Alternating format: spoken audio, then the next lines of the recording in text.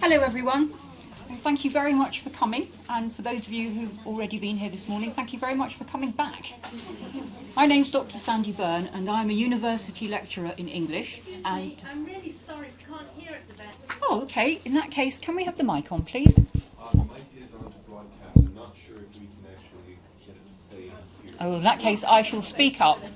It's probably all that banging from the building that's going on that's making it difficult to hear. Volume, if you could just speak up. I will indeed. And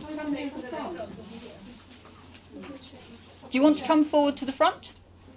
Is there a space there? There is indeed. So I'm the university lecturer in English and Director of Studies in English and Creative Writing at the department. And this afternoon I'm going to try to give you some good reasons for reading Jane Austen. I gave the title of the lecture as Jane Austen not being all about bonnets and balls. And that's not to say there's anything wrong with being interested in the dress or the dance of the period, but I'm hoping to say that there are some other good reasons for reading Jane Austen as well. So, a clue, this is not the reason for reading Jane Austen, lovely though he may be, and I'm devastated to tell you that there is no wet shirt scene in Jane Austen's novels, but we can do very well without it. Not everybody liked Jane Austen. As you can see, Mark Twain was not a Janeite. Every time I read Pride and Prejudice, I want to dig her up and hit her over the skull with her own shin bone. Then he's just jealous. These are the novels that I'm talking about, the 6 major novels: Sense and Sensibility, Pride and Prejudice, Mansfield Park, Emma, Persuasion and Northanger Abbey, the unfinished novel The Watsons, the unfinished novel Sanditon, and the early novel Lady Susan, which wasn't published in Austen's lifetime. Let's talk a bit about the themes of Jane Austen's novels, and again, I'm very sorry to say, no zombies. But what we do get is, of course, love and romance, but all bound up with money and property. And that doesn't mean that the girls are gold diggers, but it does mean that they are very concerned with the important theme of security. The individual and society, the relationship between personal desire and civic and other kinds of duty and responsibility, very important in Jane Austen. Morality, broadly, she doesn't preach. Austen's novels don't hit you on the head with morality, but they do offer moral lessons. Seeming and being, a very important theme in Austen. One of the great crimes in Austen is being hypocritical, pretending to be something you're not. And Austen is very good at showing up hypocrites. But no zombies, sorry. So property. This is the kind of property that Jane Austen is allegedly talking about. Some people say that Chatsworth House was the model for Pemberley. In fact, most of the houses are a bit further down the social scale than Chatsworth, but I wouldn't say no. Look at the famous opening of Pride and Prejudice. It is a truth universally acknowledged that a young man in possession of a good fortune must be in want of a wife. However little known the feelings or views of such a man may be on his first entering a neighbourhood, this truth is so well fixed in the minds of the surrounding families that he is considered the rightful property of some one or other of their daughters. Now look at the word choices here. Possession of a good fortune, not just any old fortune, a good fortune. It reminds me of that Marilyn Monroe film where she says she wants to marry a rich millionaire, not any old millionaire, a rich millionaire, a good fortune. And yet he is the rightful property. The man who is in possession of a good fortune is going to become the possession, the rightful property of one or other of the local daughters. And one of the great things about Jane Austen's work is you can predict some of the themes from the very first opening pages. And this is telling you, yeah, Pride and Prejudice is going to be about pride and about prejudice, and it's going to be about love, and it's going to be about romance, but it's also going to be about property, about who owns what, who wants what, who has the right to what, and the whole concept of value. And when we think of the fate of women in those days who did not marry property, we can begin to understand why this is so very important. What would happen to you if you were well educated, not unintelligent, but brought up as a middle-class young lady with very few marketable skills, and you don't marry? What are your options? Well, they're not huge. Look at the sums in this. This is the opening of Mansfield Park. About 30 years ago, Miss Maria Ward of Huntingdon, with only £7,000, that's her fixed, had the good luck to captivate, which is not too far off capture, Sir Thomas Bertram of Mansfield Park in the county of Northampton, and to be thereby raised to the rank of a baronet's lady. £7,000 plus a bit of beauty and good reputation doesn't quite equal a baronet's lady, doesn't quite equal a baronet. We've got an unequal sum there, so luck came into that equation, with all the comforts and consequences of an handsome house and large income. All Huntingdon exclaimed on the greatness of the match, and her uncle, the lawyer himself, allowed her to be at least £3,000 short of any equitable claim to it. So, a baronet with a nice house and a good income equals a woman of beauty and reputation and £10,000. We've got here a marital sum, a marital equation, all about property and what you're worth. And this whole question of worth versus value comes into the novels a lot. Not for nothing is Fanny Price called Fanny Price. Seeming and being, let's look at the beginning of Emma. Emma Woodhouse, handsome, clever and rich, with a comfortable home and happy disposition, seemed to unite some of the best blessings of existence, and had lived nearly 21 years in the world with very little to distress or vex her. The real evils indeed of Emma's situation were the power of having rather too much her own way, and a disposition to think a little too well of herself. These were the disadvantage which threatened alloy to her many enjoyments. The danger, however, was at present so unperceived they did not by any means rank as misfortunes with her. Now here, Austen giveth and Austen taketh away. The narrative voice tells us things and then it modifies them. It says, well, it seemed like this, but it was actually like that. There was a lot of this, but there was a little of that. There was a little of this and a lot of that. So poor Emma loses her mother, but she gets Miss Taylor. Well, Miss Taylor is almost like a mother, but she's not quite a mother. And this sets up an important theme of Emma, what things seem like and what they really are, because Emma is in part a kind of detective story. Whom will Emma marry? Which of her suitors is really a kind of symbolic brother, and which one is going to be the suitor? What's going on with Frank Churchill? What's going on with Jane Fairfax?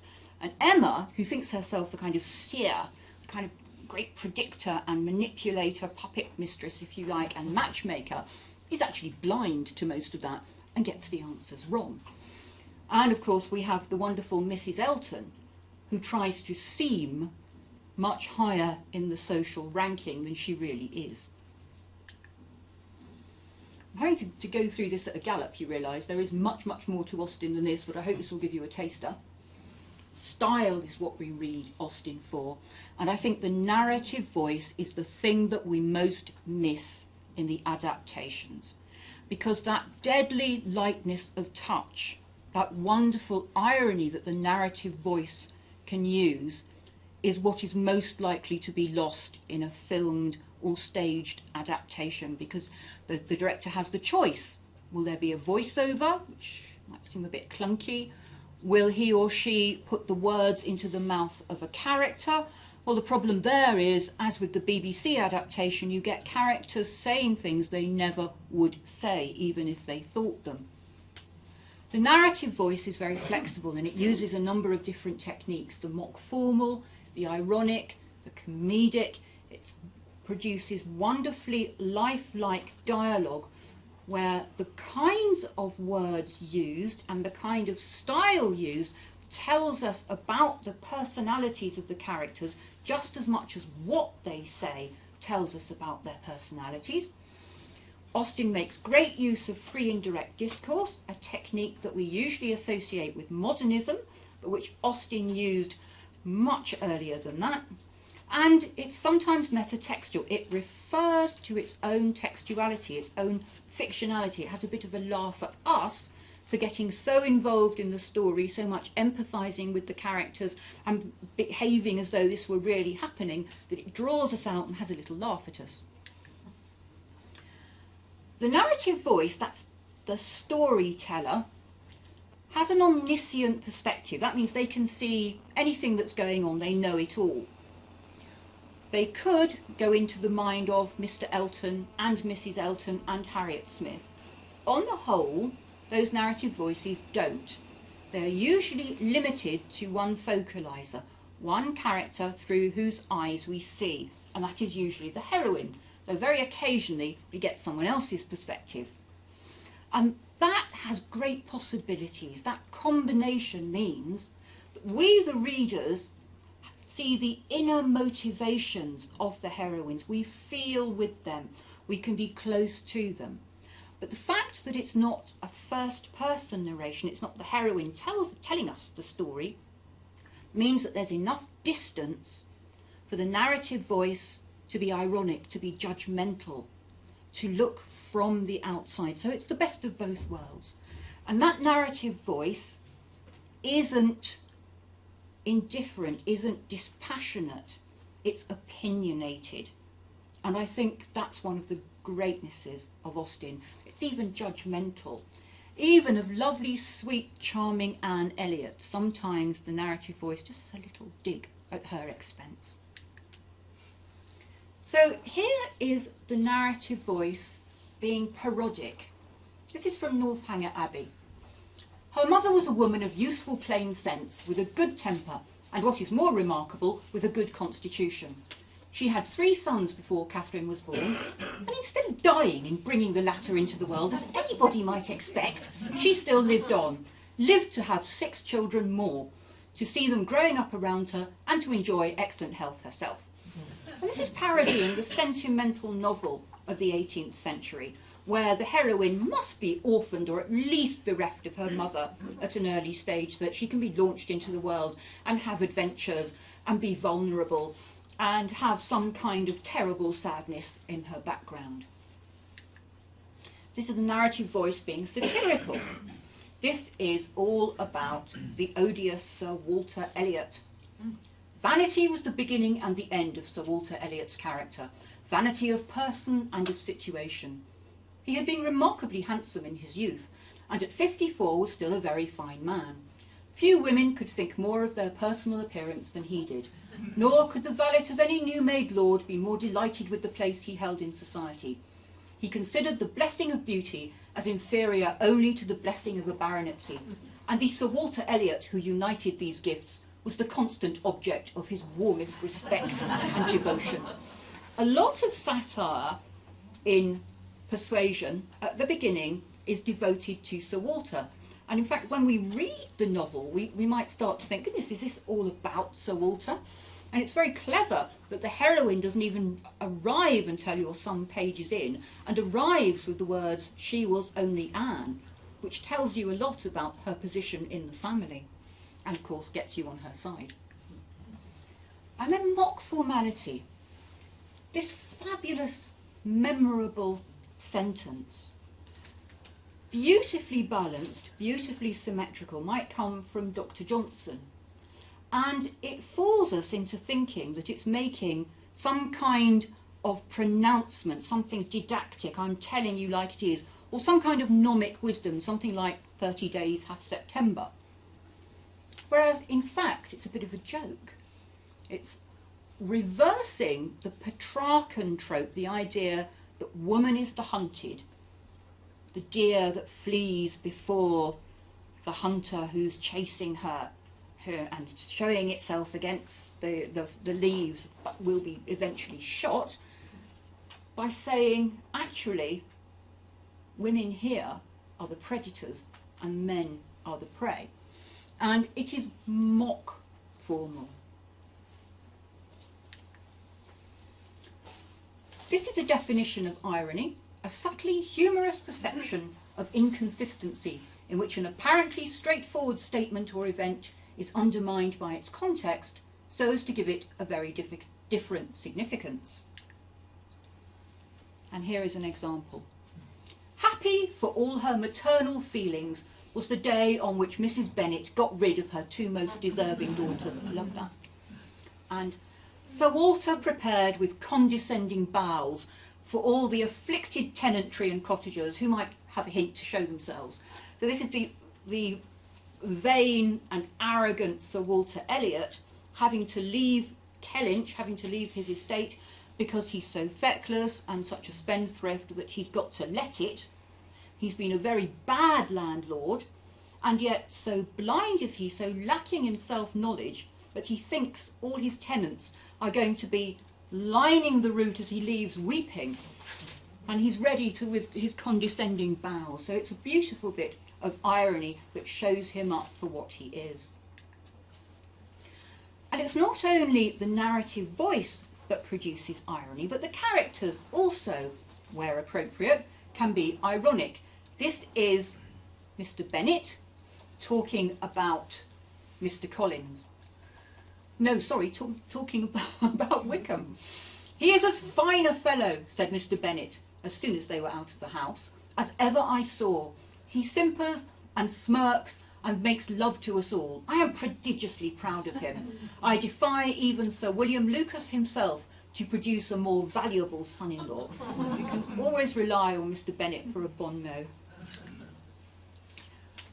This is the definition of comedy: a play or other literary composition written chiefly to amuse its audience by appealing to a sense of superiority over the characters depicted. A comedy will normally be closer to the representation of every life than a tragedy, and will explore common human failings rather than the tragedy's disastrous crimes. Austen is very good at revealing common human failings. I dread to have met her. Just think what she'd say afterwards. One of the sources of comedies is comic monsters in Jane Austen, but sometimes they walk a very thin line between the comic and the monstrous. I sometimes think that Mrs. Norris, for example, is just too appalling to be funny. General Tilney is a comic monster. He's overbearing, he's tyrannous, he thinks he's cunning, but he's transparent. Lady Catherine de Bourgh, she's bullying, she's proud and pompous. You're invited to laugh at her and feel superior to her. Mr. Collins, he's pompous, he's silly, he's self-important. Mrs. Norris, she's encroaching, she's toadying to her superiors, but unkind to her inferiors, and we are very much invited to dislike that. Her hypocrisy. Mrs. Elton, social climbing, self-important. Sir Walter Elliot, vain, snobbish, doesn't care a jot about his most deserving daughter. And these are comic characters who are not monstrous. And there are many of them, as you see. Sir John Middleton, the bucolic squire from Sense and Sensibility. Mrs. Jennings, a lovely burlesque, lower life character. She's what we might call an arriviste. She's wealthy, nouveau riche.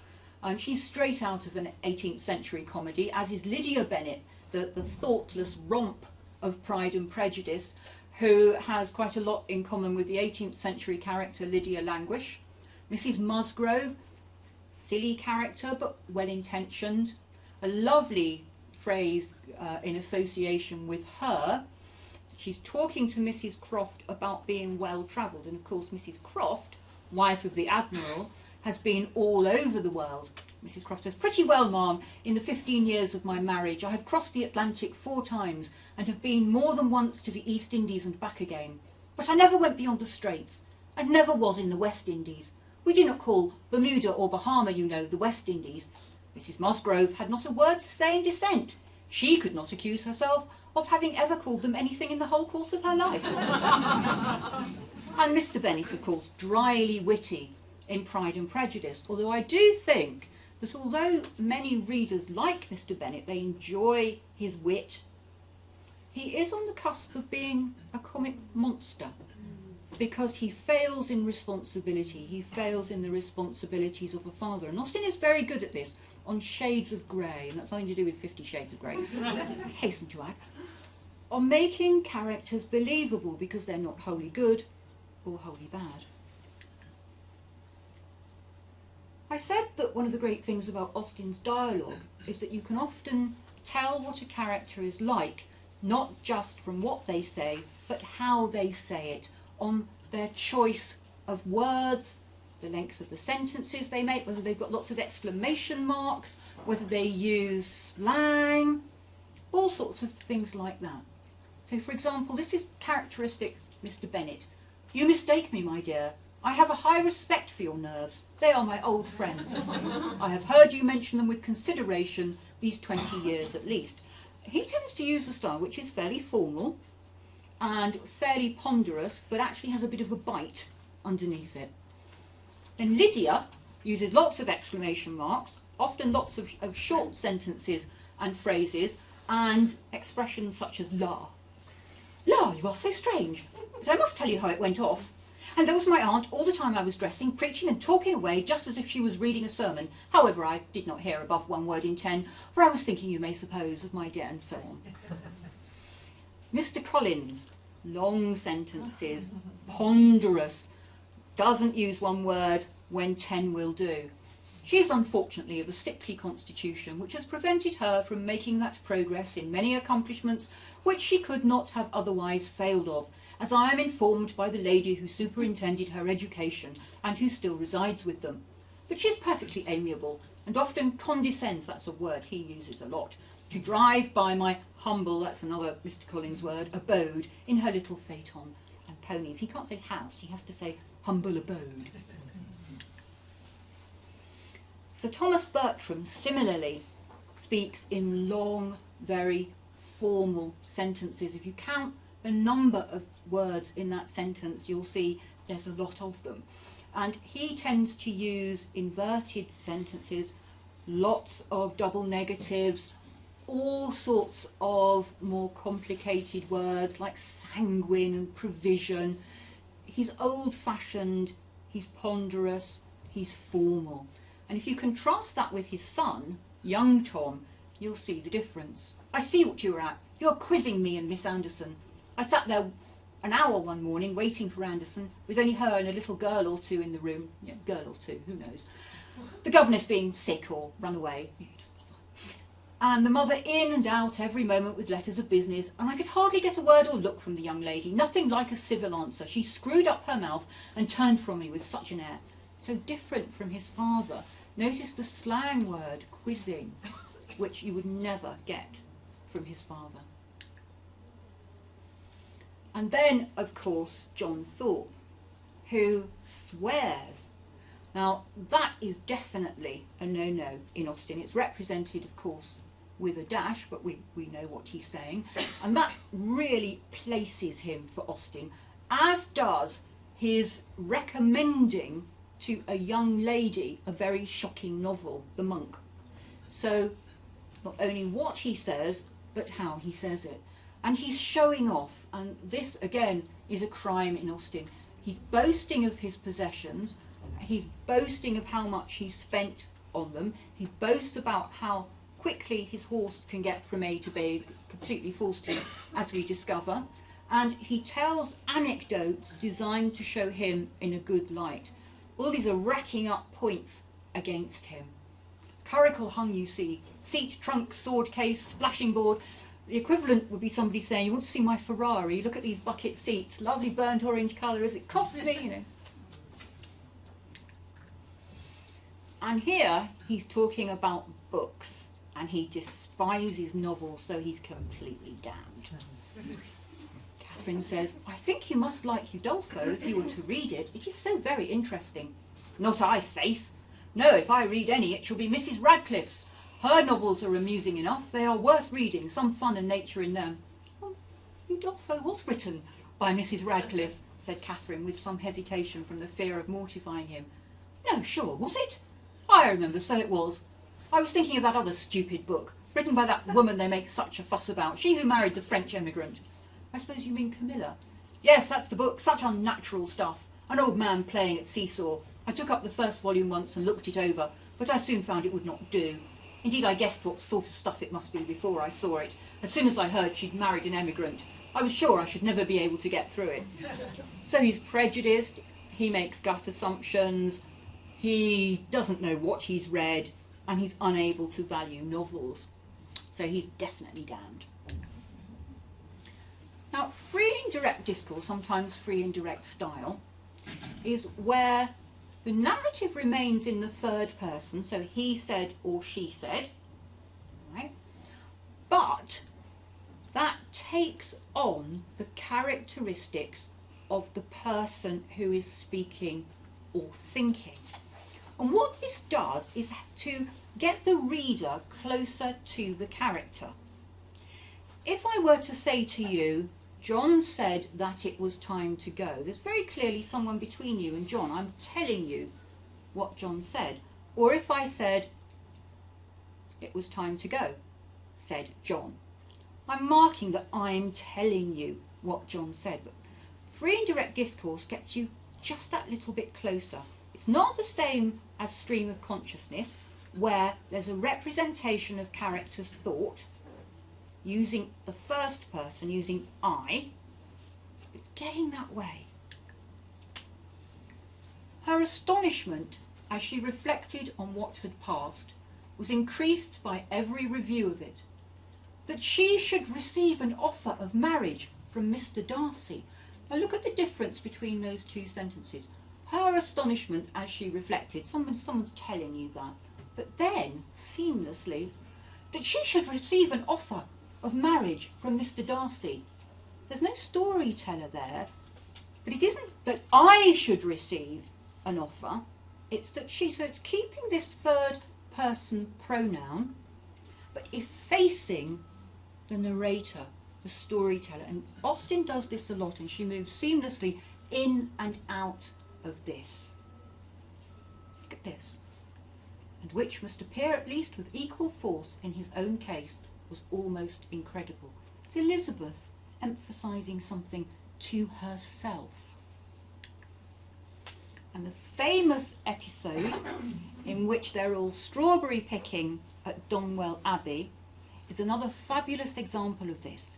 Because what we get here is not Mrs. Elton said this and Mrs. Elton said that, but a kind of condensed version of Mrs. Elton's continual stream of comments, broken up, as you might hear it, floating across the hot air of a summer's day at Donwell Abbey, and as you're desperately trying to screen it out and have your own conversation or thoughts. And just as Mrs. Elton's conversation skips from one thing to another and contradicts itself in doing so, starting off by saying that strawberries are absolutely the best fruit and this kind the finest in all England, and ending up saying that currants are much more refreshing, so this skips about. Now, I won't read it because it would take too long, but I do recommend you have a look at this for the technique. Austen is sometimes criticised for not showing things outside a fairly narrow world. Some critics have said, well look, there was a war going on, there were earth-shaking events going on, Europe was being broken up and put together again. Why does she concentrate just on which bonnet someone's wearing, whether they can get their shoe roses by proxy, and falling in love? To that I would first say, why not? She manages very nicely to make interesting internal earthquakes. But secondly, I would say that although the settings may be mostly domestic, although this mostly is from a woman's perspective, outside events do impinge. So for a start, don't believe people when they tell you that there is never a scene in Austen where no woman is present, because it's not true. There is a scene in Mansfield Park between Sir Thomas Bertram and young Tom, when Sir Thomas is taking young Tom to task for his debts. In Emma, we sometimes see Mr. Knightley's perspective, and we sometimes see his emotions, particularly through involuntary body language, particularly when he's feeling a bit off, when he's losing his usual energy and forcefulness because he's jealous of Frank Churchill and in doubt of Emma. So we don't always get just a woman's perspective. And this is one of the points. This is a bit unfair to Tony Tanner because he does go on to say other things, but just taking this quotation for a minute. During a decade in which Napoleon was effectively engaging, if not transforming Europe, Jane Austen composed a novel in which the most important events are the fact that a young man changes his manners and a young lady changes her mind. Yes, those are the most important events, but the outside world is impinging. We see the militia on the move. Why are the militia on the move? Because there are fears of an invasion. Why are women in competition with each other? Because there's a war on, and many young eligible men have been killed, and there aren't enough to go round, and many eligible young men are off fighting. And people are hard up. Times are hard. In Persuasion, in Mansfield Park, the Navy is terribly important. Austen's narrative voice and her characters praise the Navy. They talk about how naval men are risking their lives for their country. People are going away and they are coming back damaged, as we see in Persuasion, or they're not coming back at all. Future marriages are ruined because people don't live long enough for their beloved to come back, as in Persuasion. Look at the ending of Persuasion. This is talking about Anne Elliot. She might have been absolutely rich and perfectly healthy and yet be happy. Her spring of felicity was in the glow of her spirits, as her friend, this is Mrs. Smith first of all, as her friend Anne's was in the warmth of her heart. Anne was tenderness itself, and she had the full worth of it in Captain Wentworth's affection. His profession was all that could ever make her friends wish that tenderness less. The dread of a future war, all that could dim her sunshine. She gloried in being a sailor's wife, but she must pay the tax of quick alarm for belonging to that profession which is, if possible, more distinguished in its domestic virtues than in its national importance. Very interesting phrasing here. She must pay the tax of quick alarm. People who have property, men, have to pay a war tax in coin. But Austen's narrative voice is here saying women pay a tax too. Women pay the tax of anxiety, of concern for their brothers, their fathers, their husbands, their sweethearts, who might come back without a leg or without an arm or not at all. And notice the phrasing here, for belonging to that profession, not just for being a sailor's wife. She's in the Navy. Austen is saying that Anne Wentworth is a naval woman. She belongs to that profession. It's subtly done, but I think beautifully done. It's pointing out, as Austen's endings so often do, yeah, I've given you a happy ending, boy got girl, but it's not all roses, it's not all sunshine. I mentioned metatextuality and text which draws attention to its own textuality, and metafiction draws attention to the devices of fiction. Sometimes Austen's narrative voice breaks frame.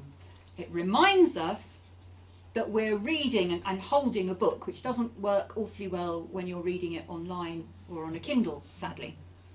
And then she hadn't heard of Kindle.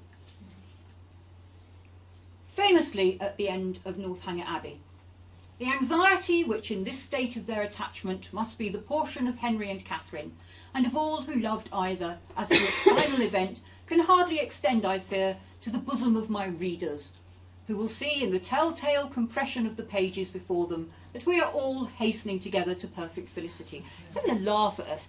You knew there was going to be a happy ending. You knew that they were going to get married, and because there aren't many pages left, it's obviously coming. To begin perfect happiness at the respective ages of 26 and 18 is to do pretty well. And professing myself, it is this sudden reference to this person who's arrived in front of us, moreover convinced that the general's unjust interference, so far from being really injurious to their felicity, was perhaps rather conducive to it by improving their knowledge of each other and adding strength to their attachment, I leave it to be settled by whomsoever it may concern, whether the tendency of this work be altogether to recommend parental tyranny or reward filial disobedience. A lovely joke at the expense of the kind of generic happy ending and the conventions of the novel, and a lovely preempting of the kind of criticism she might have got at the time, when the novel was expected to give a good moral lesson. She's saying, oh, I don't do that. Maybe I'm recommending parental tyranny as a way of getting people together. Earlier in Northanger Abbey, she's already had a bit of a joke at the expense of the kind of novel convention at the time, which was that the girl does not admit her love until the man has. You don't fall in love, because nice girls don't, until he's fallen in love with you and made his intentions clear. Austen's narrative voice is having none of that. She says, yeah, that's the ideal, that's what we're all supposed to do. Let's face it, girls, in real life we don't do that. She says that Catherine fancied Henry, she fell in love with him, and he fell in love with her, partly because he knew of her partiality for him. It was partly gratitude, and that's what happens in real life. In Mansfield Park, it's had enough of this pretence. Let other pens dwell on guilt and misery. I quit such odious subjects as soon as I can, impatient to restore everybody not greatly in fault themselves to tolerable comfort, and to have done with all the rest. Austen's endings are intelligent endings for intelligent readers. The novels might seem to be romances. They might seem to focus primarily on getting married, on the right person getting the right spouse. But they emphasize at the end that nothing is perfect and nothing is that neat. And that's why you don't get the Hollywood big scene. The Hollywood adaptations tend to end on the proposal, the big kiss, the big clinch, or the wedding scene. Austen's novels go past it quickly, or they go sideways, so that Emma ends not with Emma's marriage, but with a second-hand account of that marriage through Mr. Elton by Mrs. Elton. And not only do we not see the marriage, and not only is that wedding described by someone who wasn't there, but they also disparage it in terms of very little lace, very little white satin. Selina would be quite shocked when she heard. Mansfield Park gallops past. We don't even get the proposal scene. We're just told, oh, well, when the time was right, you know, they'd been sitting round under trees all summer.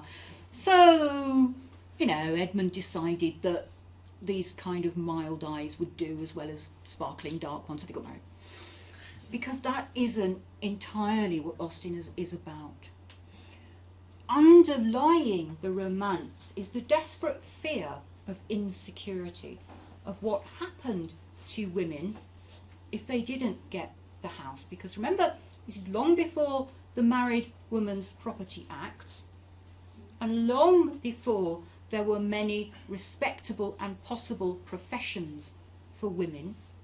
So you were kind of damned if you did and damned if you didn't. If you got married, you didn't own anything, unless you had a good lawyer, so that your marriage settlements gave you a decent jointure.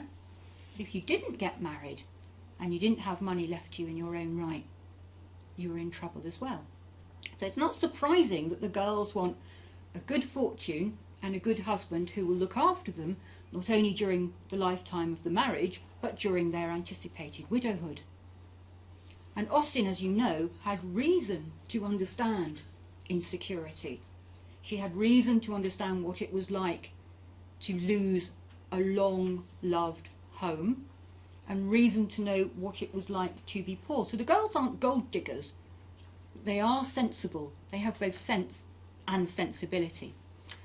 Now over to you for questions. I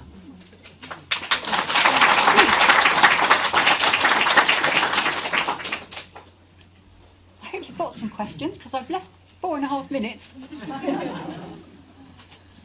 If you want to learn more about Jane Austen, please do take one of our brochures or go onto the www.conted.ox.ac.uk website, where you can read about day schools, weekly classes, summer schools, foundation certificate, and masters, all sorts of different ways, different flexible ways of learning and studying Jane Austen, among a myriad of other things. And please do feel free to email me. I'm sandie.byrne@conted.ox.ac.uk, and I'm always happy to talk the hind legs off a donkey about Jane Austen. Any questions? Yes? I just want to find out, at the time of Emma's release, was there a lot of public criticism as well? Austen got a very good rave review from Sir Walter Scott, partly about Emma, in which this most famous and wealthy novelist of the day said that she could do some things better than he could. So that was real. Sadly, she didn't live to see him writing about her in his journal, when he was talking about how sad it was that such a talented young woman had died and how wonderful she was. I'm sure she would have loved that. Okay, well, thank you very much for your attention. Thank you.